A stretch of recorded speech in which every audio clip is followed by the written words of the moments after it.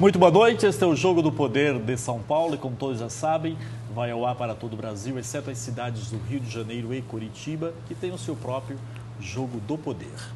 E hoje eu recebo para uma conversa aqui o professor Marcos Sintra, que é secretário municipal de Desenvolvimento Econômico e do Trabalho aqui da cidade de São Paulo. Lembrando também, antes que eu esqueça, o e-mail, né? Você pode mandar mensagens aqui para o nosso programa, para a nossa produção, sugestões, críticas, elogios, que é sempre muito bom também, para Jogo do Poder SP, Jogo do Poder SP, @cnt.com.br. Muito obrigado e muito boa noite, professor Sintra. Boa noite. Prazer estar aqui com você e seus telespectadores. A última vez que eu lhe vi em pessoa foi na candidatura a prefeito, né? O senhor foi em 2000? 2000.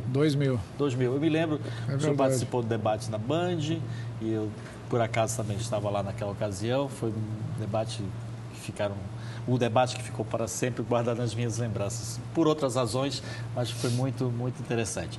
E eu me lembro que o senhor sempre, naquela ocasião já, e imagino que por toda a vida, sempre procurou defender a questão do imposto único.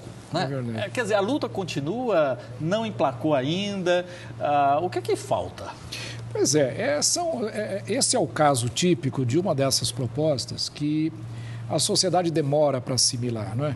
A gente tem uma tendência a achar que as coisas acontecem com muita rapidez, mas uma sociedade complexa como a nossa, com vários interesses, ainda mais tratando da questão tributária, acaba gerando muita oposição, muita opinião contrária, então as coisas andam muito lentamente. O projeto do Imposto Único surgiu em 1990, portanto já são 20 anos. Era o Flávio do Rio Grande do Norte, até candidato a presidente.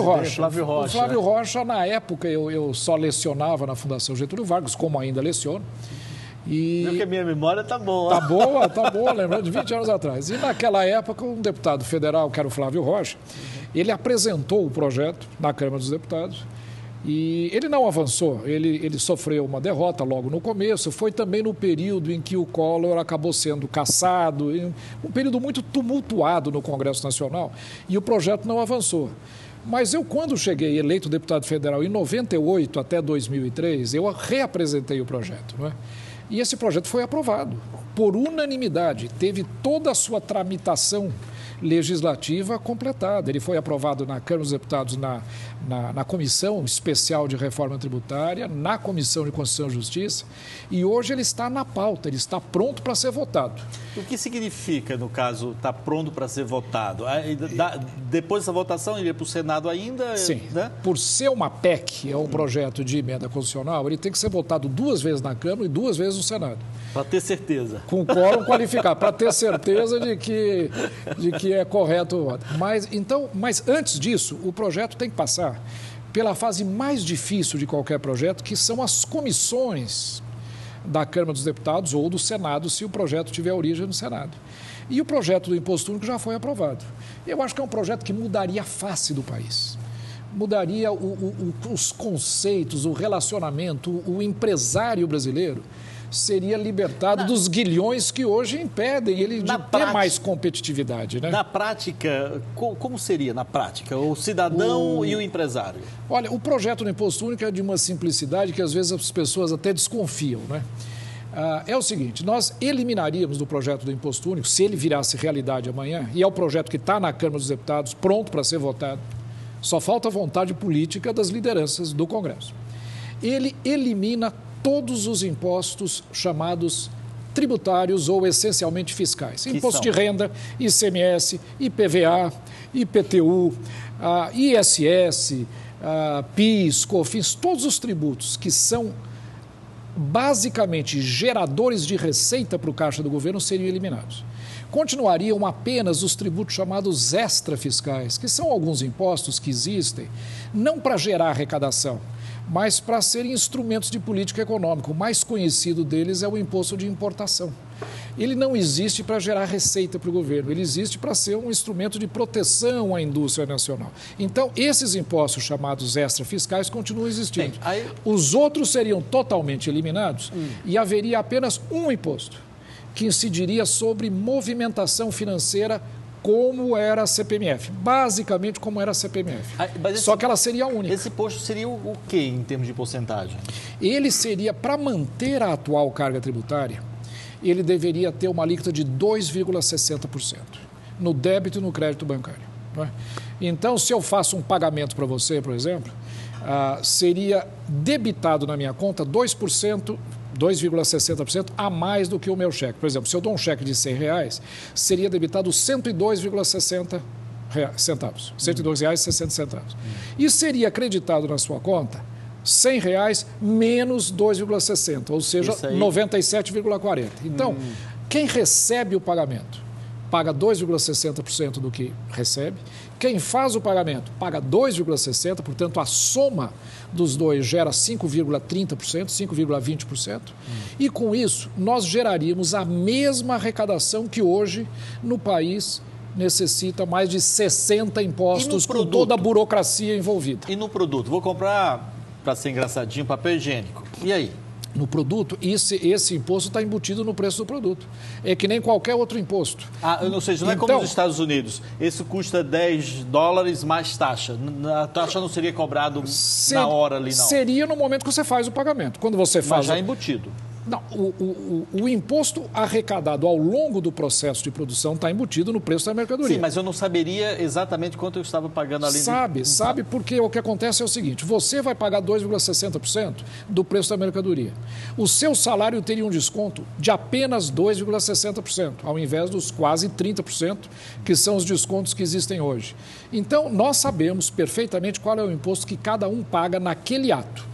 Agora, existe toda a cadeia produtiva onde os impostos vão sendo recolhidos e que estão embutidos no preço da mercadoria. A arrecadação do governo federal seria a mesma? A mesma, manteria a mesma arrecadação. A mesma carga tributária, só que ao invés de se pagar hoje, por exemplo, imposto de renda, 27,5%, ICMS, 18%, ISS, 5%, IPVA, 1,5% do valor do automóvel e assim por diante, se pagaria apenas 2,60% de qualquer pagamento. No caso, para o cidadão, o benefício seria menos impostos? Olha, para o cidadão, a carga tributária seria significativamente reduzida. Por quê?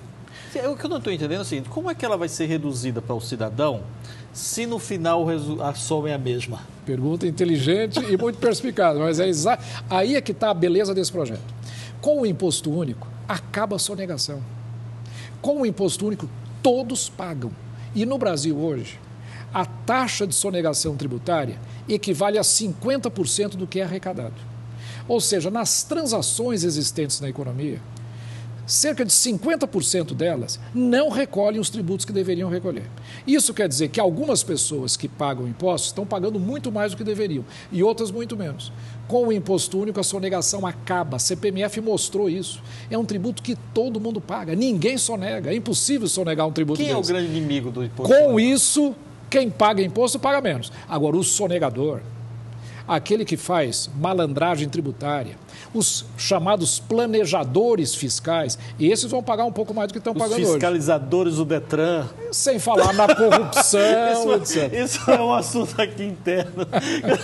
Eu estava conversando com o professor Marcos Sintra, que eu tinha ido ao Detran resolver um problema lá e só tive dor de cabeça. Então isso aí é uma brincadeira interna, é uma piada interna. São as receitas complementares, viu, que existem no sistema tributário brasileiro, infelizmente. Agora, quem comprou muito essa sua ideia e também do Flávio na época foi em 2006 o Luciano Bivar, né, na campanha à presidência, que ele falou muito sobre isso. Não, mas muito. Olha, esse é um projeto que tem um apoio popular enorme. Várias pesquisas foram feitas, inclusive pelo Datafolha, pela CNT Censos.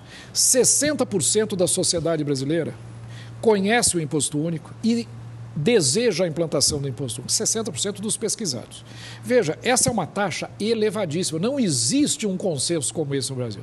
40% ou não sabe o que é, não conhece um projeto do imposto único ou são contra.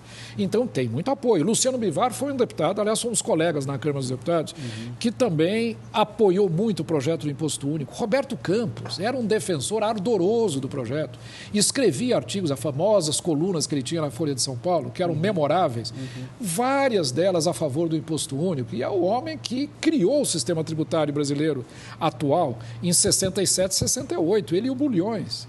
Então, veja, é um homem que era um revolucionário. Ele criou o atual sistema, mas teve a humildade de verificar que o sistema já estava defasado, ultrapassado tecnologicamente, desgastado pela corrupção, pela sonegação, e teve a coragem de adotar um projeto novo, uma proposta completamente nova, tecnologicamente muito mais moderna, porque faz uso da informática.